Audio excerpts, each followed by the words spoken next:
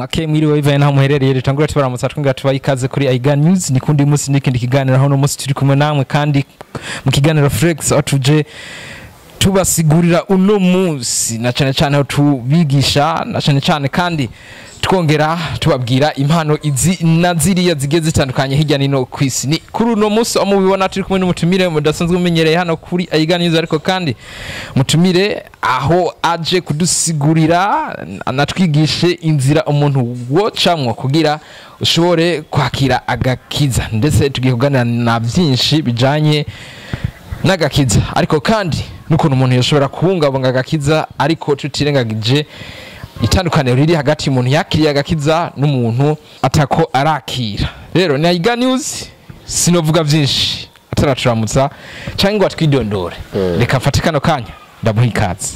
Murakoze turabaramukije mwese mudukurikirana muriko murakurikirana bino biganiro aho bakurikirana ibiganiro bica kuri runo rubuga amahoro y'Imana bane namwe ni mwene Sondu w'Imana Roger Imana ibaha mugize neza kutwakira Imana ibahezagire cyane.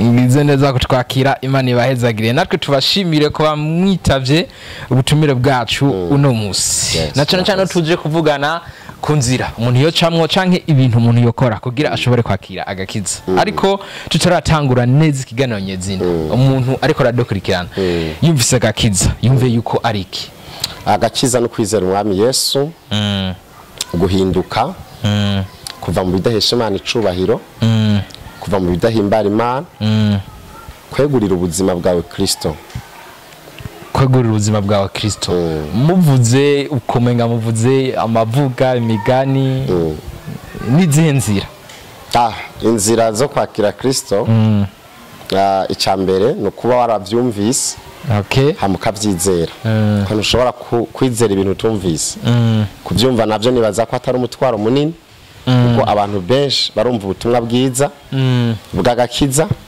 hanyuma bagahitamwo kubwizera canke ntibabwizera no kuvuga ngo rero wewe nimba warabwumvise umuntu yabwumvise akabwizera niwe aba abaye umwana w'Imana kuko Paulo yaranditse aravuga ngo ni waturisha kanwa ko Yesu ari umwana ukizera mu mutima ko Imana yamuzuye mukuye mu bapfuye uzokizwa no kuvuga ngo agukizwa no kuvyatura mugabo watura ivyo wumvise rero umuntu wese yumvise ivya Kristo akavyizera aba yinjiye mu nzira y'agakiza. Umuntu wese yumvise ivya Kristo akavyizera akatura yego aba yinjiye mu nzira y'agakiza mu nzira y'agakiza ariko dukwiye kumva iki nk'akamaro ko dusunika kumva ko dukwiye kwakira agakiza.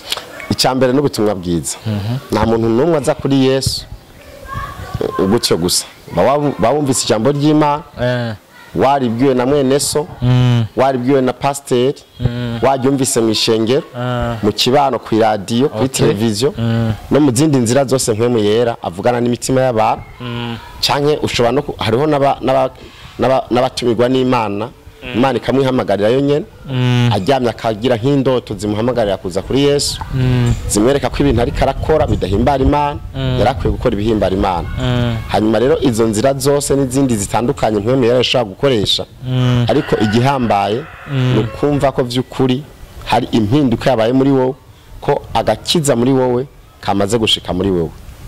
Uwitwa Zakayo yumvise Yesu agiye guca muri iyo nzu yari umutoza kori hanyuma aca agira amatsiko Bibiliya ivuga ko yari umugabo mugufi ngo yurira ku giti kugira abone Yesu hanyuma yuriye ku giti Yesu aca muri iyo nzira aramubona cyambye ati ni wuri kuno munsi ndari wawe rero no munsi nashaka kukubwira ngo inzira y'agakiza iyo umuntu afise inyota yo gukizwa hemo w'Imana akakurongora ukumva ijambo ry'Imana ukizera urakizwa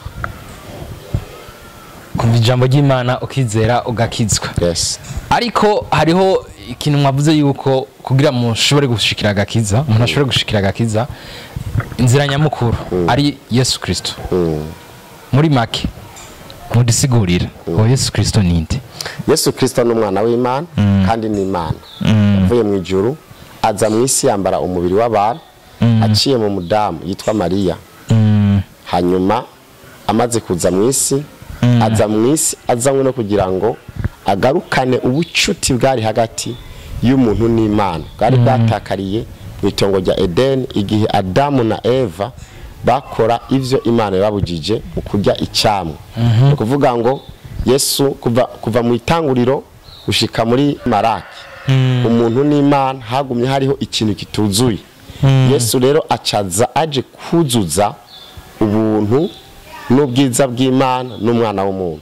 Kuvuga ngo tubonye Yesu tuba tubonye ubwiza bw'Imana bwuzuye hagati y'umuntu n'Imana kubizera. Yesu yaje kugira ngo asubize umuntu hamwe n'Imana, icyo kintu cyari cyarahavuye. Niyo mpamvu kugira ngo ubwiza bw'Imana buve ku muntu bwatakajwe no kwamura icyamwa ku giti. Niyo mpamvu Yesu kugira ngo yongere agarukane ubumana n'ubwiza bw'Imana hagati y'umuntu n'Imana yasubiye kuri cya giti. Byasabye ko yurira ku giti, bamumanika ku giti, bamuhamba ku giti, abantu bose barabyitegereza. Bamaze kubibona Yesu akiravuga ngo birarangiye. Hanyuma bwa buntu bwatakaye baburagarutse. Rero niyo mpamvu Bibiliya ivuga ngo Yesu niwe nzira n'ukuri n'ubugingo, nta ushika kwa data atamujanye. Bisobanuye ngo ugomba gushika kuri ku Mana aca muri iyo nzira, aca muri iryo zina. Kandi Paulo acaravuga ngo Imana yacimuha kuganza byose kugira ngo abizera bose umuntu wese azokwatura iryo zina rya Kristo azakizwe. Ni kuvuga ngo agakiza no kwizera Kristo kumwami n'umukiza mu bugingo bwawe, hanyuma ukaba ubaye umwe mu bana b'Imana, ukazoragwa ubwami bw'Imana budashira. Majambo make ico wifuza cyose ku Mana icishe kuri Kristo. Yesu niwe nzira. Ni nka kujya ushobora kuja mu rugo rw'umuntu mugabo hariho umuntu ajeje kugurura, uwo muntu utamwubashe ntiwinjira. Tegeza kumwubaha kamubaza ivyaho hantu ko bimeze akakwinjiza. Akakwinjiza. Ariko tuje ko tuvugana ku gakiza. Murije kutubwira yuko Yesu Kristo ari we nzira ishobora kudushikana kora ku gakiza ndetse no ku buzima budahera. Uro turaje no kumenya ni gute umuntu yamaze kwakira gakiza ariko kandi aripfuza kugumana ku gakiza. Nikiye kintu yokora kugira ntave iruhande y'Imana, ntave iruhande ya Yesu. Iyo umuntu yakiriye agakiza numva ari ibintu byoroshe cyane. Burya ivyo bita icyaha abantu bakora, icyaha umuntu agikora abizi. Okay. Burya nta muntu akora icyaha atabizi ko yakoze icyaha. Gute rero? Kubera burya iyo umwana akoze ikintu atazi ntanagisabira imbabazi. Burya tsinze tuja gusaba imbabazi niko tuba tuzi ko hari ibyo twagendemo bitahimbara Imana. Ariko hariho benshi baba bavuga bati twebwe ibi turimo nibwo buzima bwacu. Ivyo nyene batabona icyaha nk'icyaha. Ivyo rero bakora bakaba bumva ko ari bwo buzima bwabo. Ntibaba baravayo. Kuko uyu muntu yavuyeyo muri ivyo bintu bibi yagenderamo akabisubiramo agasanga yongeye kubikora. Nta mahoro yo bironkana kuko abaziko uwo muntu bari kumwe, uwo mwami bari kumwe, uwo Yesu yakiriye atabikunda. Kubera ko rero Yesu abatabikunda arategereza kuvyirinda cyane ivyo bintu azi ko abikoze byo mubaza umutima wa Yesu. Bisobanuye iki rero? Ukugumana gakiza cyangwa kuguma muri Yesu ni kwirinda no kureka inzira ubona zoba zinyuranye n'inzira z'ubugombe bw'Imana. Nimba hari ibintu yagukuyemwo ukabisubiramo urumva wamaze guta inzira. Bica bisaba kugaruka ukagaruka usaba imbabazi kuko wakoze ibinyuranye n'ivyo agomba. Okay. Ariko gato kuri abo babona batakibona icyaha nk'icyaha batazi n'ivyo bariko barakora ko ari icyaha ntaco mubafasha. Ndashaka kumenya mbega abo bantu batakibona icyaha nk'icyaha ni bande? Nabizera mugabo nabitwa bakizwa mugabo bakora ivyaha arabakizwa. Muri ico gihe sinibaza ko barabakizwa kuko abo rero batarizera bibereye mu vyabo ari bisanzwe kuri bo. Tubatumirira kwizera bakamenya ko ubuzima barimo nubwo bariko barakora ibaryohera babona umenga bararyohewe isi iraryoshe bagize gute, bakamenya ko nyuma y'ubu buzima hari ubundi buzima, bagategura iherezo ryabo bakayitegurira mu kwizera Kristo nk'umwami n'umukiza w'ubugingo bwabo. Ibisigaye bakumva ko batohimbagwa gusa kujya no kunywa n'ibindi vy'iyisi, ariko vy'ukuri bakaba bafise ivyizigiro vy'iherezo bavuga bati nubwo turi muri ubuzima iherezo ryacu ni ryiza canke iherezo ryacu si ryiza. Rero turabatumirira kwizera Yesu, kwakira ubutumwa bwiza, bakizera Yesu, bagahindura ingeso zabo zitameze neza, bakazireka bagakora ibihimbara Imana. Bagakora ibihimbara Imana. Yes. Dushishikaye n'ikiganiro ariko kandi twerekeza ku musozo wacu.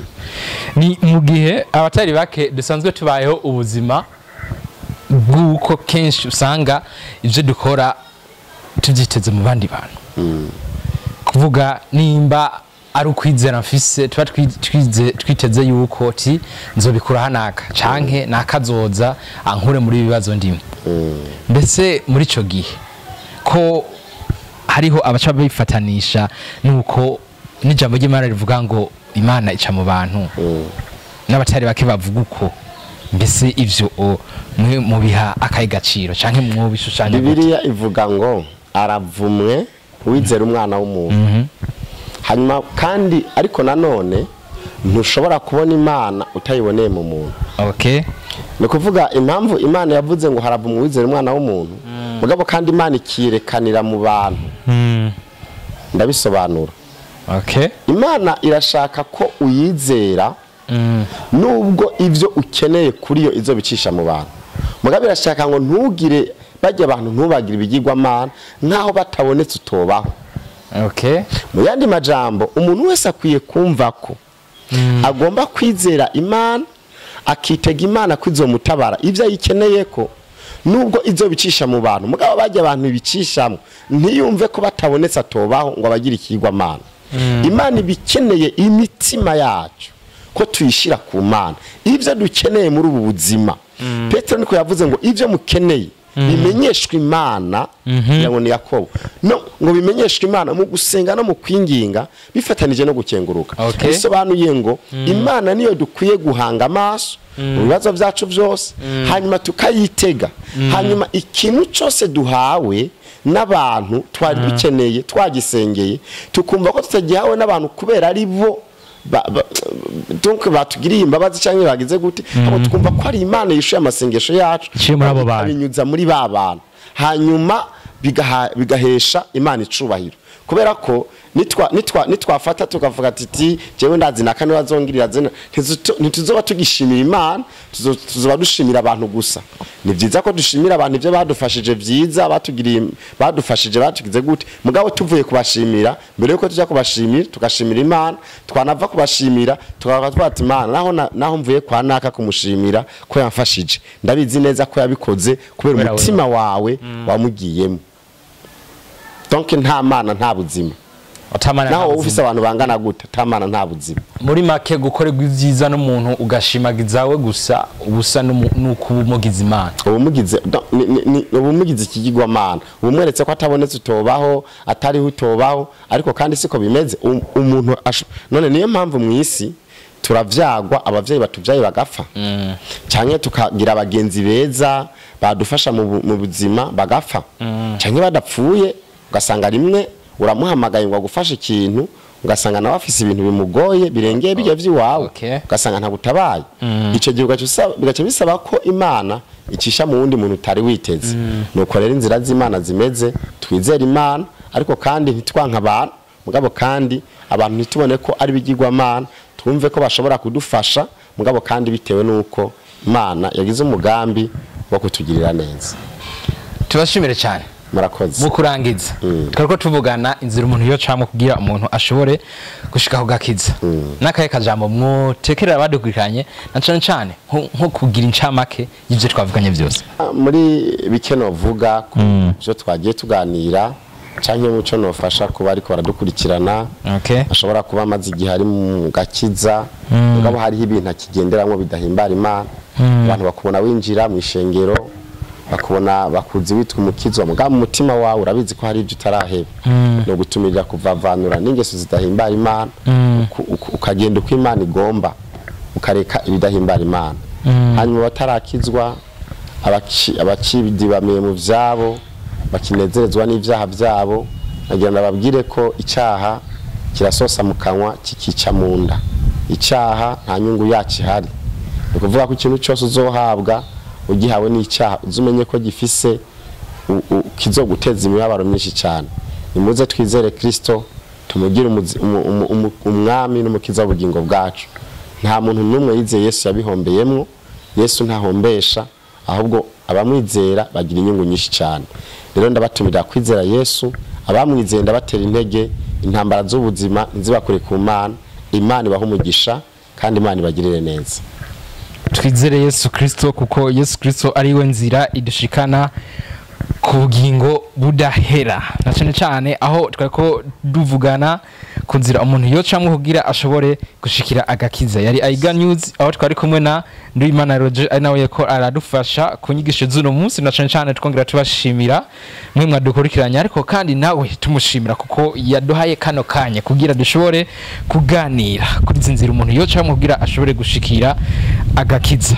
Ndabusiye ko yari Aiga News, na cyane cyane nkubwira nti gira subscribe kugira uzuribero wa mbere kwakana kuvuriza buri gihe inyigisho nkizi, ariko kandi usangize kino kiganiro abandi kugira ico wakiriye nawe ashobore kucakira. Noragiza ndababwira nti merci beaucoup, ndabibutsa kubandanya mubana nacu igihe cyose na hose. Amen. Imana ibahezagire. Amen. Murakoze.